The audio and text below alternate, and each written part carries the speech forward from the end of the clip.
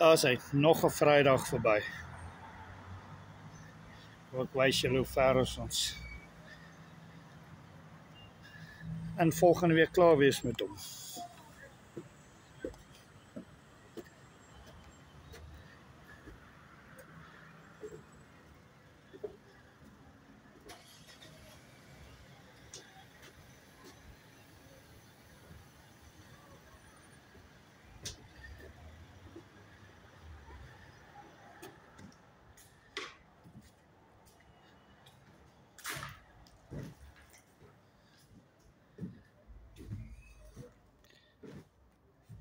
Hier gaan die badkamer wees.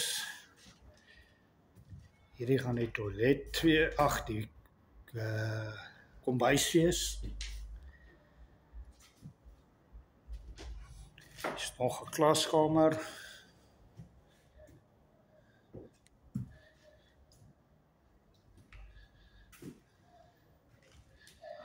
Hierdie gaan 'n stoorkamer wees.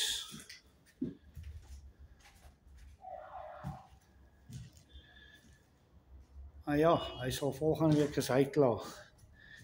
Net die kaste, hier in die kombuis sit die zink, en die toilette en wasbak. En nou kon ek al die krag, alles hier so klaar opgekoppel. So ons is nou bitter naby klaar. Ten minste 90%.